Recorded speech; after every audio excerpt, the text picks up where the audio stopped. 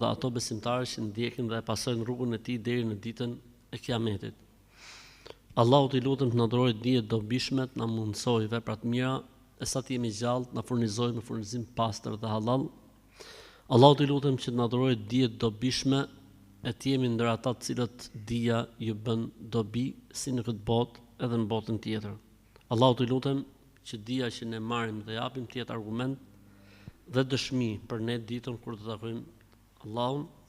Allahu t'i lutem që të jemi ndër ata njerëz të cilët flasin me dituri dhe kanë guximin dhe trimnin që kur s'din thon nuk din.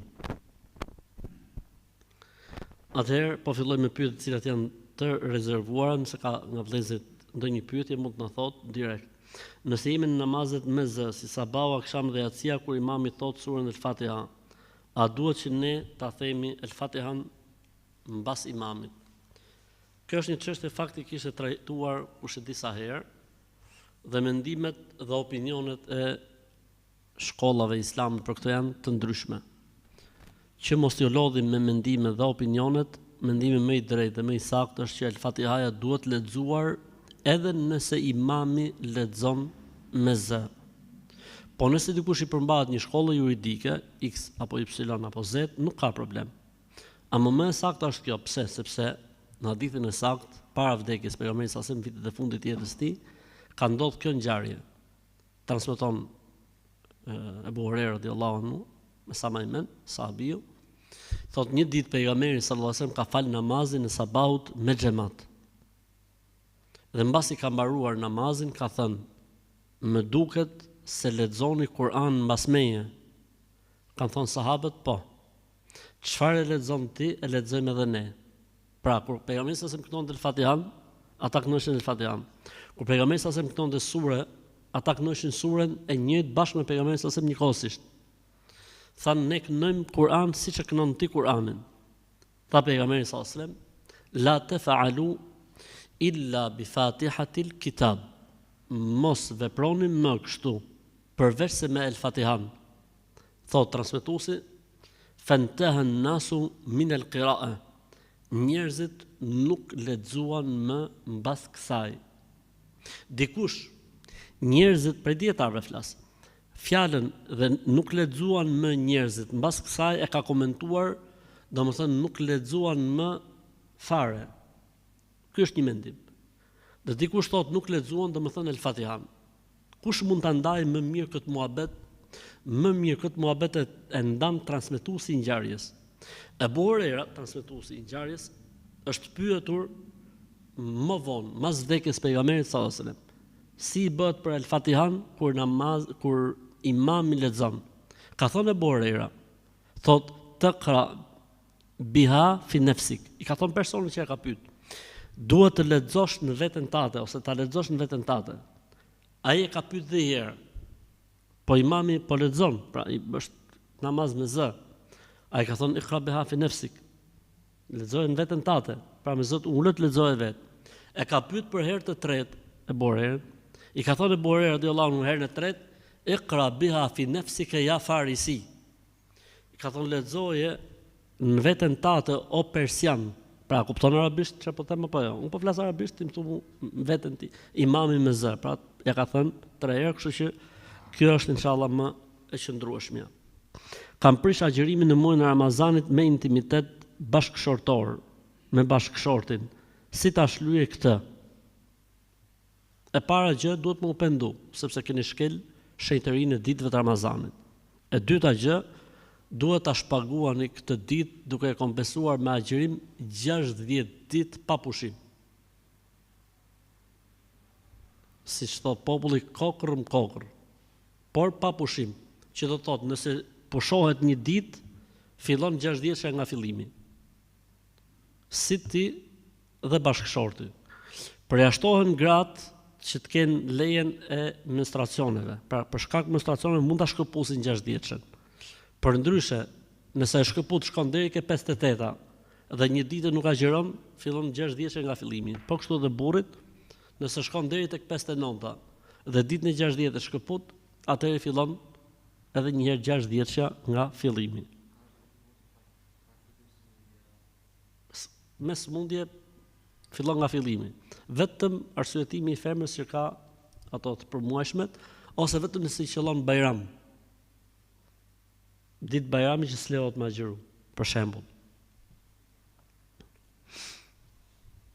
Njeriu kur të vdes, a e dëgjon në varr derisa të shkojnë hapat e fundit? E muj unë për shembull me inimu atij personit kur të pyetet për 3 pyetjet e varrit, sa i thon na shkoj jeta tu kopju. Na shkoj jeta tu bo hile. Edhe në varr do të më bo hile shqiptarët, elhamdulillah. Sepse është hadithi sakt që thotë dhe i vdekmi dëgjon hapat e fundit njerëzit që largohen nga varri. Por kjo nuk do të thotë që mund të flasësh me të, mund të komunikosh. O X, kur të pyesin Zoti yt është Allahu, thuaj Zot, kur të pyesin kush është Zoti yt, ose pra kush ishte Zoti yt, thuaj Zoti im është Allah. Nuk shkon kjo punë, njeriu është peng i veprave të tij, përveç njerëzve të devotshëm që Zoti i mbulon me mëshirën e tij dhe me mirësitë e tij. Kështu që nuk funksionon kjo gjëja, nuk funksionon. Pa nuk kemi ne në një transmetim të saktë që pejgamberi sallallahu alajhi wasallam që e ka thonë këtë hadithin që i vdekur i dëgjon edhe hapat e fundit, të ketë nejt aty në kokë dhe të ketë thonë fëmijëve të vet kur i kanë ndruar jetë, gocave të veta kur i kanë ndruar jetë, shokëve të tij të ngushtë kur kanë ndruar jetë, t'ju tregoj se si duhet përgjigjen. Nuk ka argument për këtë gjë.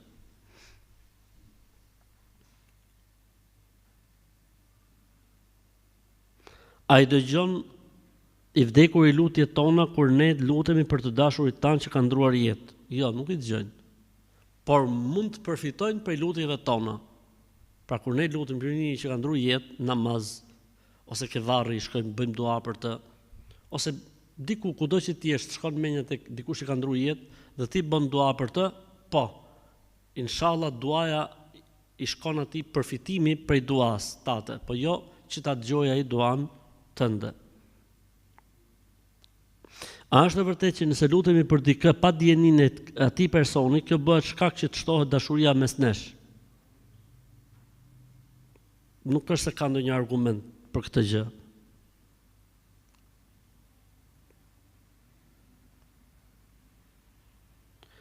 Si mund ta kuptoj që kam magji në shtëpi se s'po na ecën asnjë gjë në shtëpinë tonë? Sa herë bëhemi gati të nisim diçka, nuk na ecën dhe më njëherë prishet.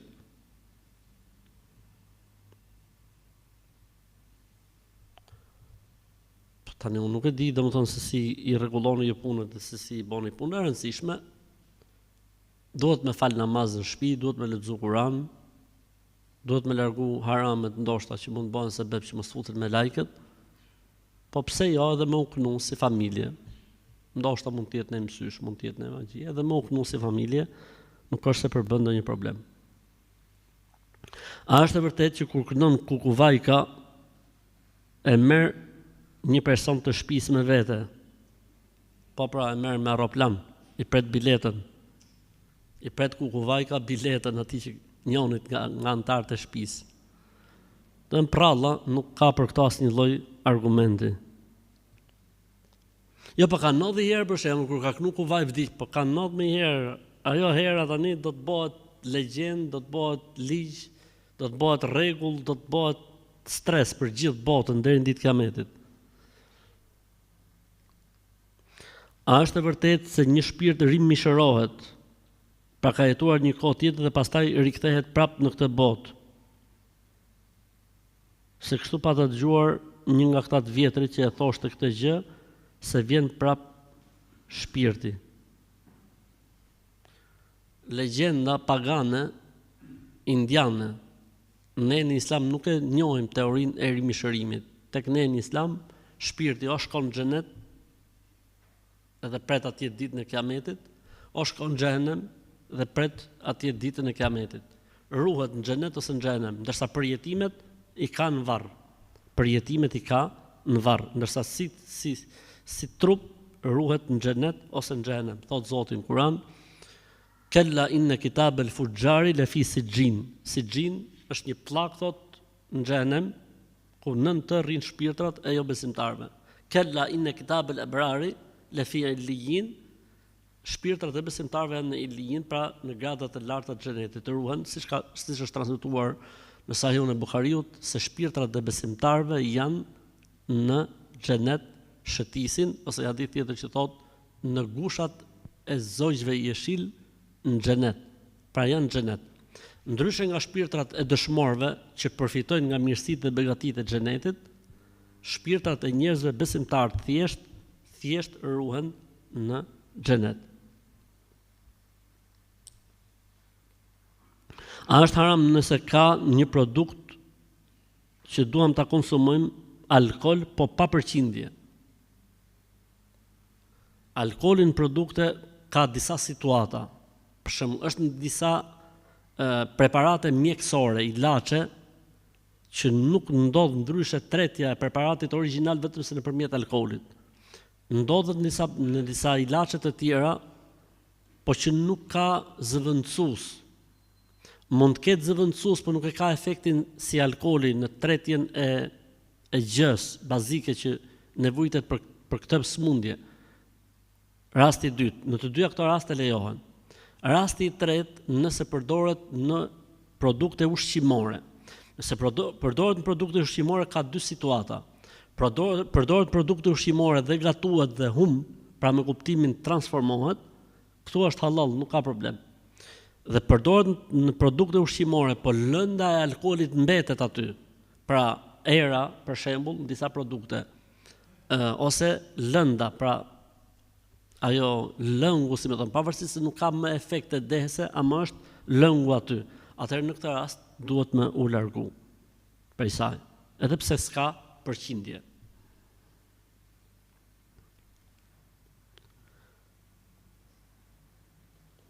Kemi pas një debat me shoqet tona, njëra prej tyre thotë se kur të vdesi prindi 40 ditë nuk duhet të kesh marrëdhënie seksuale me bashkëshortin se prishet zia.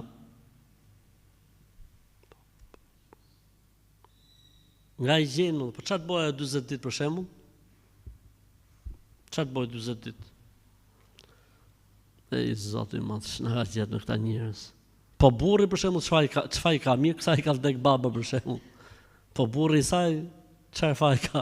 I ka vdek vjerri. I ka vdek babgjyshi. Si thoni në Kosovë, babgjysh. Bablogu, babgjyshi. Ja, nuk ekziston kjo gjë. Madje në Islam, zia për burrin është 4 muaj e 10 ditë, ndërsa për njerëzit e tjerë përveç burrit është 3 ditë. Po në rastin e njerëzve të tjerë përveç burrit, kjo zia 3 ditë nuk nënkupton që mos të ketë marrëdhënie intime bashkëshortore. A është e vërtetë që nëse e shef, kështu ka thonë, shef do të thonë shikon. Nëse e shef një mitë të ngordhur në rrugë, duhet të kapin fijet e flokëve, se përndryshe nëse nuk i kapin fijet e flokut, tona thonë se do të na binë flokët.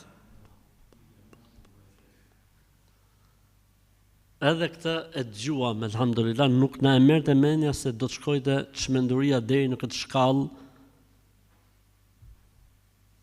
Çmenduria. Ej zoti i madh, elhamdulillah.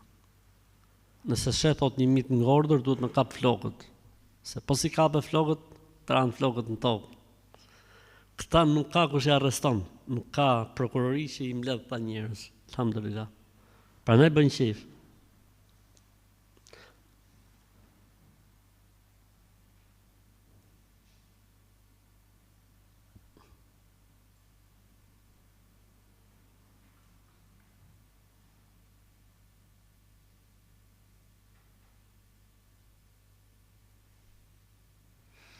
Si mund të kishim disa vëllezërit tanë të cilët kanë kohë që falen, mirë po rrin mas ezanit jashtë xhamis dhe pastaj kur thirret ikameti vin, ju humb tekbiri fillestar, ndoshta edhe rekati i parë.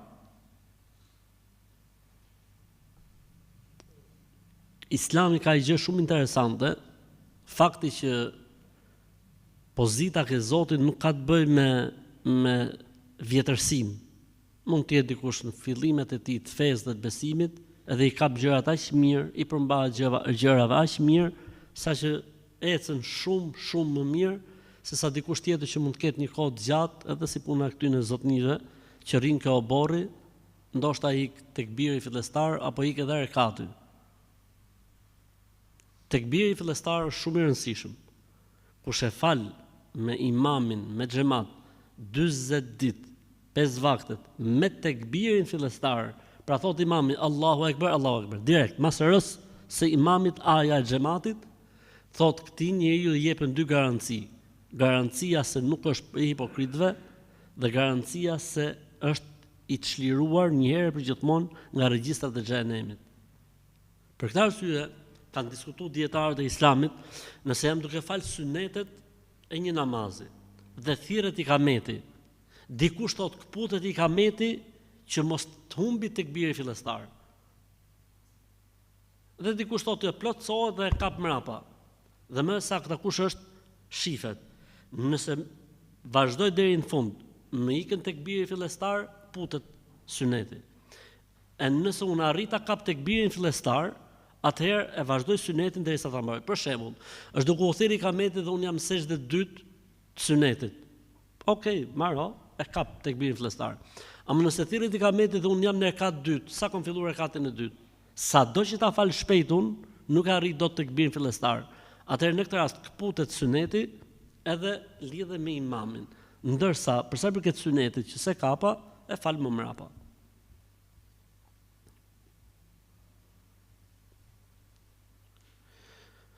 Babai më ka ndruar jetë prej pak kohësh, kam vetëm nënën, por kam filluar të kem debate me nusen pas e ajo më thotë që je shumë i dhënë pas familjes tënde dhe kërkon që të dalim vete për të pasur më shumë përparësi dhe të mos jetojmë me nënën time. I dua shumë të dyja dhe jam vendosur në një pozitë shumë të vështirë. Dua që nusja të jetë e lumtur, por nuk dua as ta lë nënën time vetëm pasi më duket se kur po e braktis. Në syrin tim bashkëtesa mes të treve nuk do të kishte asnjë problem, të njëjtën gjë mendon edhe nëna ime. Mirë, po është nusja kundër. Këta nga ato nusët që duan sqaru. Zoti u zoft. Zgjedhja për këtë çështje është që unë mendoj që ti të thrasësh prindrit e saj, vllajën e saj, edhe dajën e saj, si mund të jetë rregulli, njerëzit e saj, edhe t'ju thuash për këtë problem. Unë kur jam martu me prindër, dhe prindërit i kam pas. Po edhe mos t'i kisha pas prindërit, dhe ju tek prind tha, e ti s'është puna çun, unë du t'jetoj me ty. Maro historia. Maro historia, s'ka më diskutim. Është ndryshe kur prindi është grinda vet, kur prindi i bjerë në qafë nuses, i bën padrejtësi, i bën zullum, është çështje tjetër. Kemi thonë në edhe atë rast, çfarë gjykimi ka Islami. Po kështu në ditën për diell, në këtë rast pra kështu duhet vepruar. E nëse ata pastaj mbajnë krahun vajzës së tyre, le ta marrin vajzën me vete. Allahu ale të soft. Të jetojnë me gocën e tyre.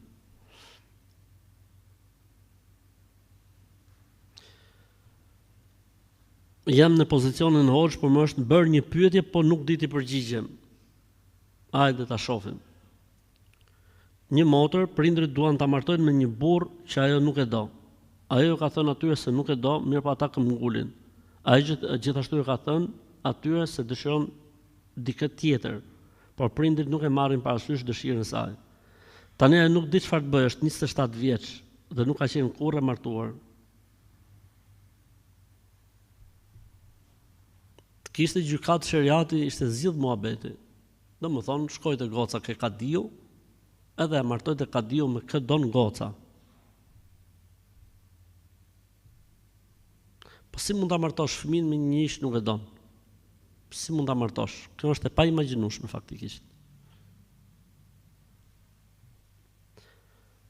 Është situatë shumë e çuditshme, e rëndësishme. Në sheriat, në fenë islame ka një gjë, domethënë, që është kur prindi ose kujdestari del nga kujdestaria.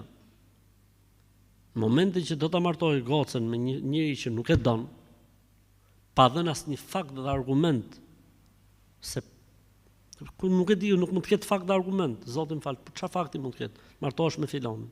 Nuk e du, nuk ndjej gjë për të. Jo, po do të martohesh, se e dim ne këtë punë. Pra s'ka sens, edhe në sheriat, edhe në ligjin islam, çfarë ndodh? Thot, i bie kujdestaria prindit, ose vllajit, ose xhaxhait, ose gjyshit, kushdo që mund ta ketë kujdestarinë. Ku kalon kujdestaria? Kalon kujdestaria tek gjykatësi, kadiu. Po nëse nuk ka kadi, tek myftiu. Po nëse nuk ka myfti që merret me këto punë, ketë guxim për të marrë me këto punë, atëherë tek imami i xhamisë ku falet goca. E merr ai përgjegjësinë.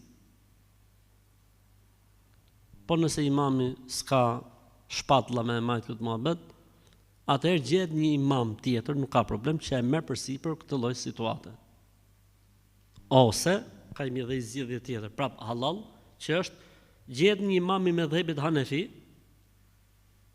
që nuk e kanë kusht kujdestarin.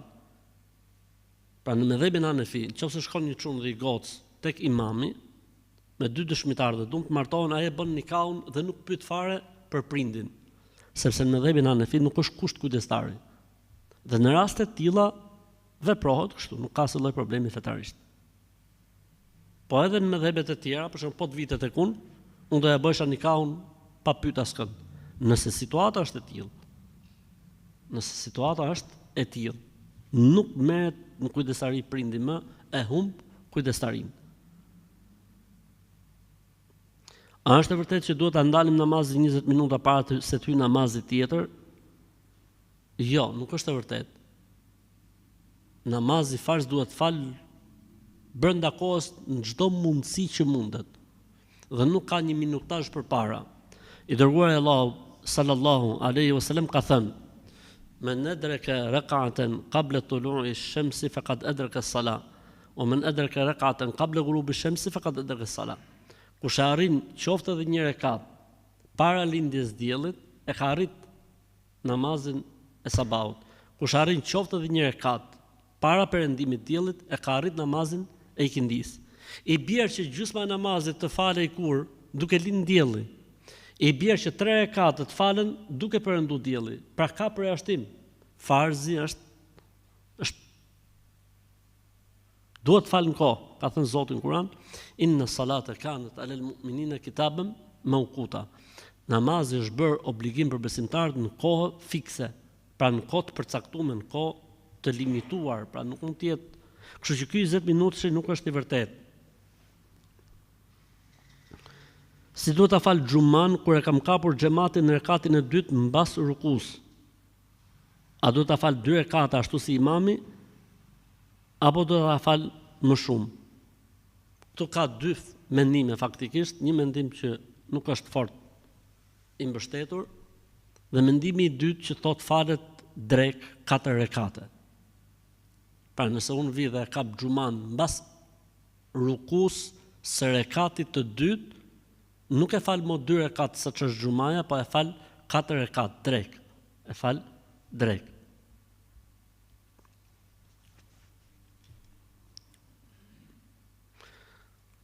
Kam 6 teze, me gjithë mamin tim pra në 7 motra. Kur flasin në telefon me njëra tjetrën, vetëm debatojnë. Zihen. Dashnia madhe është kjo. Kjo tregon se ato duhen shumë me njëra tjetrën. Po merri ulin e ditë bashkë gjitha. Muhabetet e telefonit i bëjnë aty ball për ball. Merri knoj, merri gjitha çoj ke hoxha, ti knoj hoxhat, ti fry. Se nuk është çudi të jetë edhe në mësysh. A lejohet të jetë fjetja në bark, sepse me aq sa kam lexuar shejtani flen në bark. Dhe ky pozicion është i ndaluar sipas fesë islame. Nuk është e mirë, nuk është e pëlqyeshme që të flejë njeriu me bark. S'është e mirë, ka thënë, ka një hadith që thotë, kështu shtrihen banorët e xhenemit. Po shejtani apo bën ai gjë shejtani, këto janë muhabete koti. Kam pasur një operacion dhe e kam një cev aty ku kullon gjak. A mundem më u fal në kësi raste? Duhet më u fal patjetër, edhe pse kullon gjak, edhe pse del urina, edhe pse del urina e holl apo urina e trash apo gjaku apo qelbi, s'ka lidhje fare. Namazi nuk bie nga muslimani vetëm po vdiq, ose po qen gjumë, ose po harroj, ose gratë po qen me ato të vetat. Përndryshe duhet më u fal gjithmonë, edhe pse është situatë e tillë, edhe pse është situatë e tillë.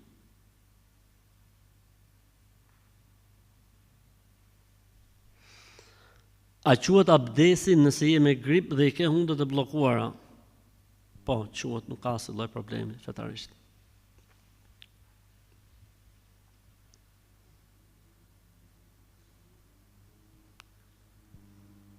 A është e vërtet që për ta kuptuar se fëmia ka mësysh, marrim prush dhe një tas me ujë dhe e hedhim nga një copë prushi të vogël që është djegur, dhe kur e hedhim në ujë themi emrin e të afërmve me radhë. Nëse fundoset tregon që fëmia ka marrë mësysh ky person, e nëse qëndron mbi ujë do të thotë se ky person nuk ka marrë mësysh. Nine. Jo, s'ka argument për këtë gjë. A lejohet martesa pa miratimin e familjes, sidomos të babit që nuk është praktikues hiç i fesë islame dhe kundërshton sepse familja e djalit janë besimtar, ndërsa në familjen time vetëm unë dhe mami e praktikojmë.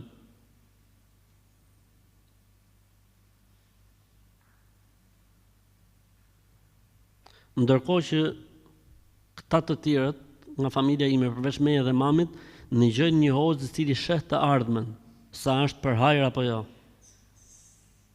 Zoti i madh, alhamdulillah. Edhe hoxhë dhe fallxhor në të njëjtën kohë.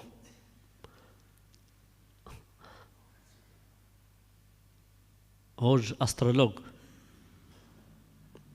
Atëherë, në këtë lloj situate, siç përmendet këtu, normalisht që nuk mund të flitet pa e ditë situatën në realitet, po është e njëjta përgjigje që ne dhamë më herët. Në raste të tilla, nëse është kjo e vërtet, bie kujdestaria nga prindi, marton me ftiju apo hoxha. Isha tek një person që e quante veten hoxh dhe po më thoshte se kulu vallahu nuk duhet kënduar brenda në shtëpi sepse ikin të gjitha të mirat. Ky duhet arrestu, urgjentisht na jep emrin, ta denoncojmë policit, ta fusim ja 7 vjet në burg. Mashtrues. Kjo nuk është e vërtetë. Pejgamberi sa më thot kulu vallahu 3 herë është sikur me lexu gjithë Kur'anin.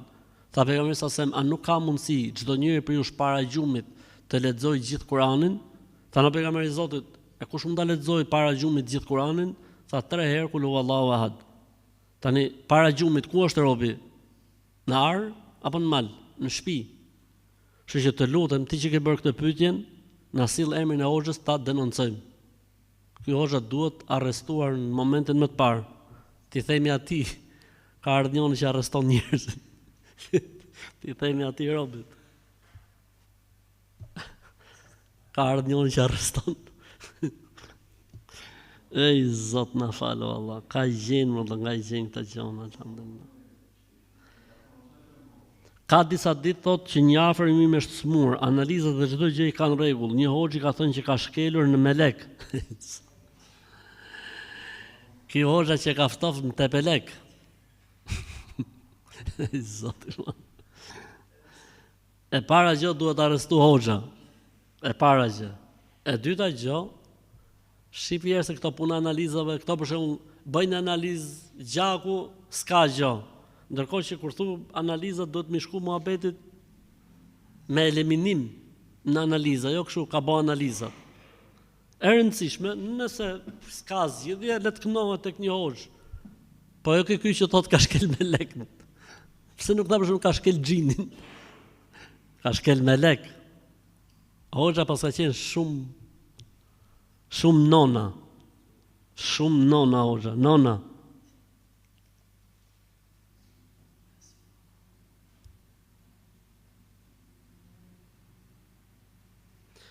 O hoxh thot, një pyetje kam unë, hajde, çfarë mendimi ke për këta hoxhat që bëjnë përçarje me ç, përçarje mes shqiptarëve? Mos i ngjo. Thjesht fare, merru me këto të tjerë. Çfarë të bëj, thot, se burri im më gënjen shumë, është mashtrues për çdo gjë, nuk ndryshon. O duro, o hik. O duro, se sprov, a e ka kuptuar që të mashtron për çdo gjë, mos i beso për asnjë gjë. Në jeta vazhdon. Ose mund të ikësh në shtëpinë tate, fol me prindërit e tuaj, që kështu është situata, me prindërit e tuaj, me prindërit e atij, veja si kusht që mos të mashtrohet etj. Nëse vazhdon, pastaj ti ke drejt. Nëse kërkon divorcin, është e drejta jote. Nëse duron, Allahu ta shpërblet. Përshëndetje, thot, a është haram në fenë islame të martohesh me një burrë që ka disa gra të tjera? Vallahi haram nuk është. Haram nuk është. Me që Zotnia pas ka provoj inshallah të ecën marr. Haram nuk është. Gjunoft nuk e të bo. Allahu ta lehtësoft.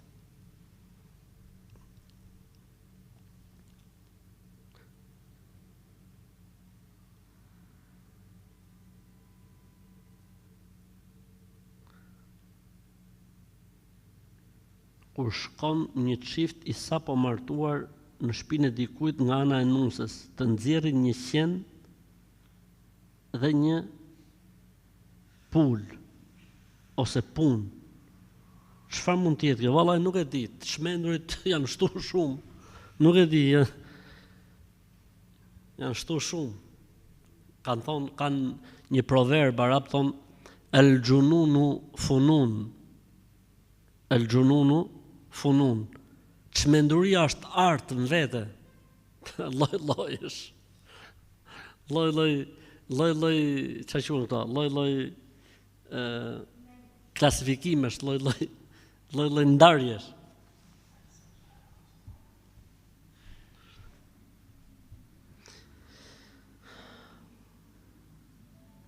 Jam e sprovuar me burrin, është i pa udhëzuar, më ofendon me fjalë të rënda, më nem, pra mallkon, nuk del me mua askund, unë punoj në gjitha hollat mi merr. Unë se kam pyetur për mbulesë, as për namaz, as për lexuar Kur'an. Ne kemi 4 fëmijë, fëmijët më largon nga namazi dhe leximi i Kur'anit, dhe më thot, sa të rritën këta 2 fëmijë të vegjël, do të ndahem nga ti. Këto kohëve të fundit jam larguar nga shtratë dhe nuk i përgjigjem, desha të them ai hyn hak. Allahu ta lehtësoft. Inshallah kjo pyetje ju shërben motrave muslimane që kërkojnë burra me para, burra me nga knej, anej, knej gjithanej, urdhno. Shembulli. Fadhfar bidhati dini teribet jedak. Shif njeriu besimtar. Shif atë që ka besim. E fut vetën sprov. Vallahi bilaj ka shumë pyetje të tilla që vijnë. Se s'ka pa fen dhe besimin, ka pa paran, ka pa qefin, ka pa pamjen, edhe s'ka pa asnjë gjë tjetër. Pastaj i del muzat, muhabeti. Po s'mlendja, po falja, po namaz. Po këto muhabete t'ishte bo martesa tamam, ishin bo gjitha këto muhabete në fillim. Unë jam kjo që jam, 1, 2, 3, 4, 5. Unë me ty, Zotni, nuk mund të martohem pa pranu islamin, pa u bo musliman, pa e vonë ballin sejdë, të paktën për ditë xhumaje, të paktën me agjëru Ramazanin. Ç'është kjo punë kështu? Edhe ndodhin tilla situata. E rëndësishme në hak nuk i hyn, po puna është duhet me qetë zgjidhje për këtë lloj situate. Nëse dikush na ka dhënë lek borxh dhe ne ja kthejmë lekët, por që janë fituar në lokal, lekët e kthimit të borxhit janë fituar kushit.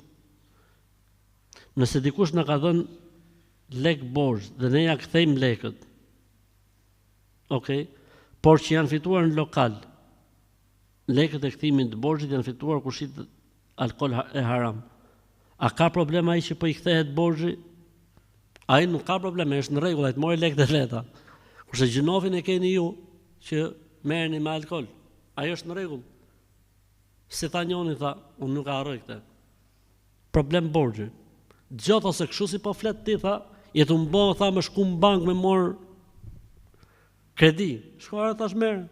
E zot laj borxh, duhet mu si ku i gje lekët ti. Laj borxhin aty. Xahil. Kërcënim. Se kështu si shpo thu ti, jetëm detyru më shku në bank. Pra ke fajdja. E kush u bo sebeb ti, pra u bo në sebeb. Ikër e xahil. Ignorant.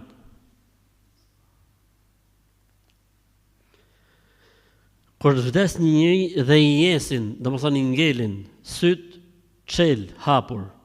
A ka ne do më thënë, jo, s'ka se do më thënë, asgjë, thjesht i mbjullën syt edhe, Për këtë arsye është mirë që ata njerëz që rrinë tek njeriu që është në ato grahmat e fundit, ta kujtojnë duke thënë la ilaha illallah, la ilaha illallah, ta kujtojnë. Dhe nëse personi jep shpirt, puna e parë që duhet bërë është t'i mbyllin syt, t'i afrojnë gojën, nëse i ka ngel hapur, pra t'ia lidhin me një çerm, dhe nëse ka ngrënë, pra ka qenë tip që ka ngrënë gjatë gjithë këtyre kohëve, i vihet diçka e rëndë në bark dhe i lidhen 2 gishtat e këmbëve.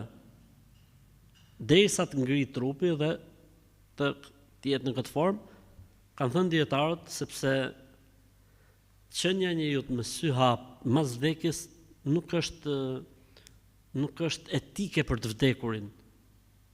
Pra të gjallët duhet të jenë shumë të kujdesshëm kjo pjesë. Sepse, si më thënë, dëmton shenjtërinë në thonjza, pra të vdekurit. Pra llogaritë ti ta shohësh njëri për shembull të vdekur me sy hap, edhe ti s'ndjehesh mirë. Ndërsa kur e sheh një të vdekur me sy mbyllur është, do të thonë, diçka normale.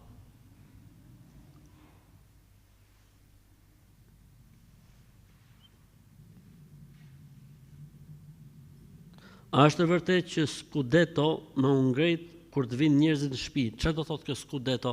Kush din italisht? Scudetto. SCUDETTO shkruaj. Pse ka shkruar italisht ky? Italisht është? A është e vërtet thotë që s'bën më urçu kur të vinë njerëzit në shtëpi? Po si t'ia bësh për shembull? Vjen miku, mirë se erdhe mik. S'ka kush e arreston valla, s'ka kush i fut në burg për Zotin. Thonë nuk ka kush i fut në burg, pashallah. Jo, po është një hadith që kush dësh, po çfarë lidhje ka hadithi me mikun, me mysafirin, me njeriu kur vjen në shtëpi, ose kur futesh dikush ti e ul dhe futet dikush dhe ti çosh për ta nderuar, për ta respektuar. Im shoq është 40 e sa vjeç, nuk po e përmend moshën fiks, që mos të përtasi, thotë pse ke po pyetje hoxhës. Dhe nuk ngrihet në kom kur vinë njerëz në shtëpi, opa, njëti rast më duket se ka. Unë zihem me të dhe i them që është respekti jot për vllajën tatë dhe për motrën tatë dhe për nonën tatë, më thotë nuk është e lejueshme. E ke gabim, o të falë Allahu, e ke gabim, qohën kom, neroj, respektoj, përshëndeti, përqafoj. Vjen nonat, vjen babat, vjen vllajt, vjen motra. Pejgamberi alayhis salam dhe kush ishte pejgamberi alayhis salam, kur vinte Fatimja, çohej në kom, me puthte, përqafonte. Fëmia vet, goca vet, pjella vet. Jo mo me vllajën, me motrën, me nonën e babën. Pyesni, në Islam duhet me pyet. Jo çdo gjë kuptohet kur e lexoj hadith. Or pyetësi është puna, a ka përjashtim, a është hadith në fuqi, a është fuqizuar. Po pyet robi më burr. Ne për çfarë paguhemi këtu? Për këtë punë paguhemi. Ej Zoti i madh, alhamdulillah.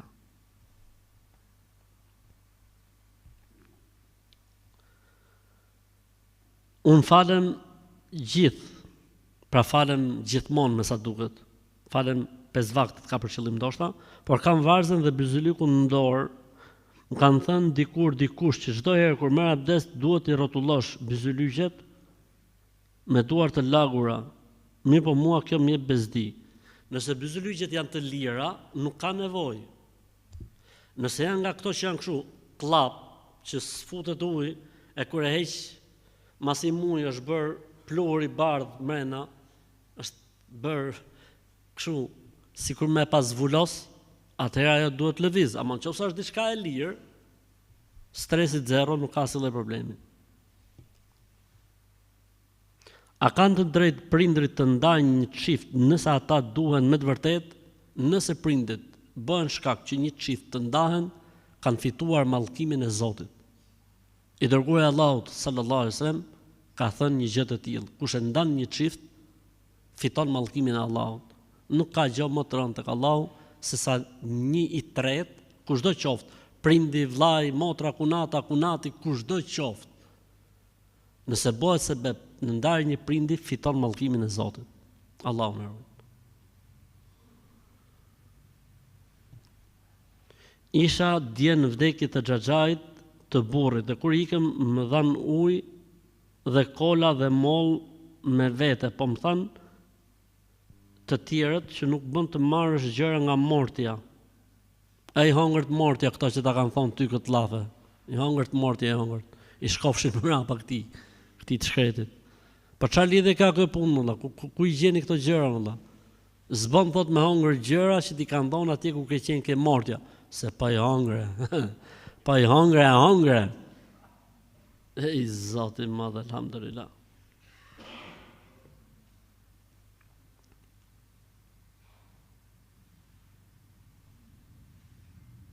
Hoxh, kur betohesh rrënjshëm, e di që është mëkat, po kur betohesh tamam, po betohesh shpesh, a është gjuna kjo punë? Pra që me u betu në gënjeshtër thot e di që është mëkat. Kjo është e rëndësishme. Shohim tjetrën. Po nëse betohesh shpesh, a është gjuna I madh thot? Ktu ka thonë gjuna I madh. Jo I madh, po I madh me dh. Jo, nuk është gjuna I madh, po nuk është mirë. Nuk është mirë njeriu mu betu shpesh, edhe pse thot vërtetën. S'ka pse, vallai, nuk ka pse. Kupton thot për Allah s'po gënjej, po them të vërtetën. Ma që ka betu dhe mund pyetje. Kupton thot për Allah thot s'po gënjej, po them të vërtetën. Po të pyes kur betohesh në Allah shpesh, a është e vërtet? Je I madh për Zotin, Allahu trujt. Je një fare. Nuk ka gjë, ti e paske kështu, e paske natyrshme, kështu që për ty s'ka problem inshallah. Por nuk është mirë me u betu shpesh edhe pse betohesh me të vërtetë. Jam në një hall shumë të madh thot, kam bërë një nikah tek ju para kaq vitesh.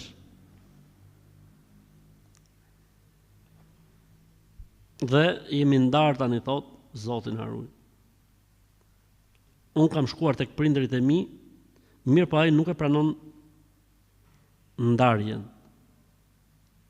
A duhet bërë patjetër ndarja tek ju ku kemi bërë nikahun? Apo jo? Jo, mërë, a jeni nda. Hajër, shala Zotu ja letësoft, Zotu ju thonë të hajër. Ka ca burra që thonë s'ta jep ndarjen. Kush jeti që se jep ndarjen?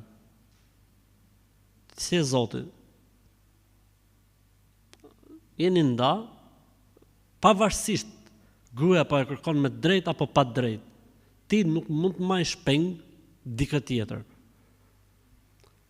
Okej, ka një hadith që thotë ajo grua që e kërkon divorcin pa të drejt, nuk e nin erën e xhenit. Okej, po e kërkoj vëlla. Si ta marrësh me zor? Jo s'ta japun, po kush jeti vëlla? Se jep, ti jep gjykatësi. Kadiu. Nuk ka kadia jep mystiu. Nuk ka mystia jep imami.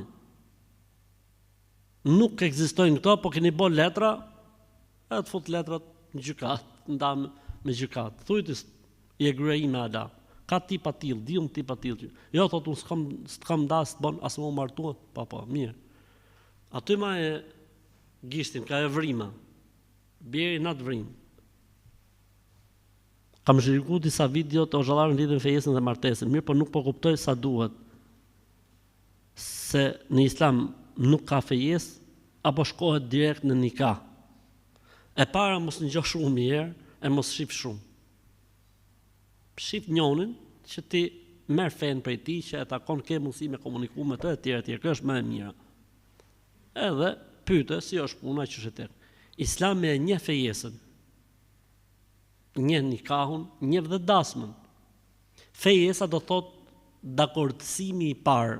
Pra për 1.348.000 arsye ke arrit të shofësh I gozë dhe të ka pëlqy. Ta ka thonë dikush, të ka njoh dikush, e rëndësishme, të ka pëlqy. Dhe çon haber. Dhe përgjigja vjen pozitive. Po. Jemi dakord, pra me kuptimin që të vazhdoj ky mohabet. Kjo quhet Islam. Kjo quhet fejes. Pra kështu quhesh I fejum. Në momentin që situata kalon në familjare, pra ti shkon, kërkon, ka prezent njerëz, mlidhen njerëz, ndahen dhuratat, merren dhuratat, çohen gjonat, vijnë gjonat, pijen kafet, ndrohen kafet, zbatohen ca tradita kështu, vinë ato lejnë në lek, shkojnë këto lejnë në lek. Kjo faktikisht e ka fuqinë e nikahut. sepse është morë miratimi, ka marru historia. Po nëse shkohet tek hoxha dhe bëhet një nika, okay, shumë mirë.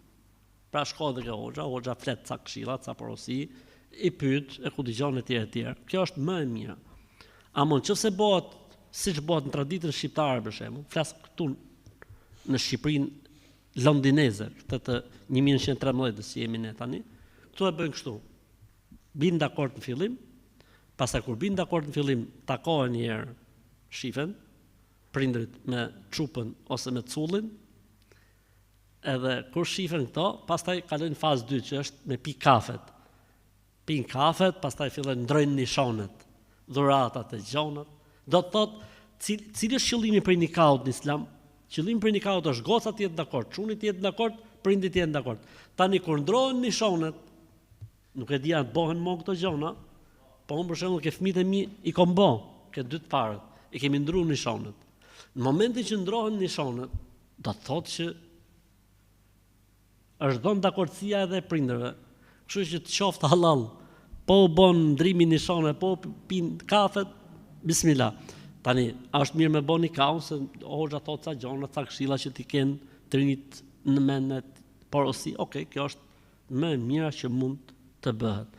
Ka pastaj edhe dasëm. Se mund bëhet nikahu sot, po çifti janë të dy në shkollë për shembull. Atëherë bëhet nikahu që këto të flasin me njëri tjetrin, të cërojnë me njëri tjetrin, të komunikojnë me njëri tjetrin, të bëjnë alo me njëri tjetrin, të pinë kafe me njëri tjetrin, të hajnë akullore me njëri tjetrin, po të japin në drek dhe në dark njëri tjetrit, të jenë halal, mos të jenë haram, dhe pastaj vjen dasma me tupana. Gratë, domethënë, kanë drejt të binë dajre, se të binë daullë. Se burrat në vete, knojnë ilahi, e kështu muhabetesh derisa të mbaroj historia. Okej. Pra i njeh Islami edhe fejesën, edhe nikahun, edhe po mund bëhet qysh ditën e parë, qysh në fejes, ditën e parë thot atë vrimson tani, hajdeni bismillah. Ka njerëz që i mbyllin për i ditë gjitha, tak, hec tjetri. Po ka njerëz që i bëjnë kështu me gradacion. A mund të ketë distancë kohore? Mund të ketë. S'ka asnjë problemi. A lejo thot të vonohet nikahu për shembull derisa të marrësh fakultetin, jo vallai, nikahun mos e vono. Se aty los shejtani pastaj. Po që dashnia, po që ajo okay i parë, urgjentisht bëni nikahun. Se i bjerë me majtë kontakte në haram. Kontaktin haram nuk lejohet. Atëherë bëhet nikahu, edhe bjetë në dakord që dasmën do ta bëjmë mas fakultetit. Për shembull, ta ketë fakultetin e mjekësisë ai shkreti, dhe fakulteti zgjat 6 vjet faza e parë, 3 vjet specializimi, 9 vjet i bjerë me i ra flokët derisa të bëjë dasmën. E rëndësishme. Kështu që nuk ka problem pastaj dasmën, se kur lihet nuk ka problem. Alhamdulillah.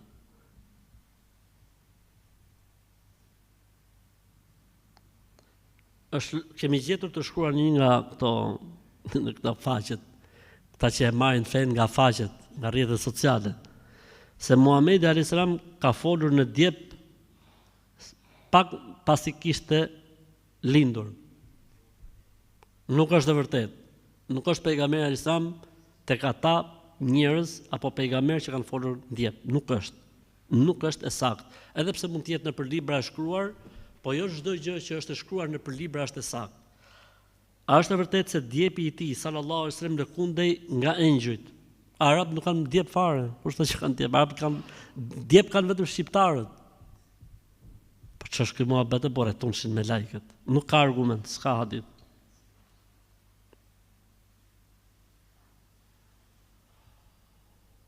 A është e vërtetë se mbasi ka prerë gjirin, nëna e tij nga gjiri, e dëgjova duke thënë Allahu Ekber kebira, walhamdulillahi ketira, wa subhanallahi bukratan wa asila. Ja po wa aqimi salah. Falim namazin. Po ja burja.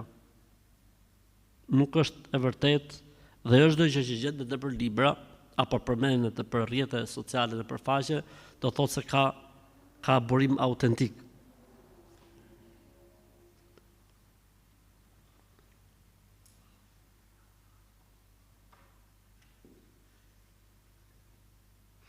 A mund ta bashkoj femra me burrin këmbën namaz?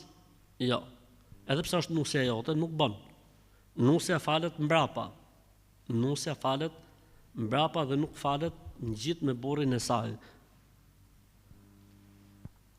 Edhe diçka thot, pijama, më thon bijamet, i themi ne. A mund falet me pijama? Jo, femra duhet mbulohet tamam, duhet veshi një fustan, duhet veshi i fund, nuk mund falet me pijame.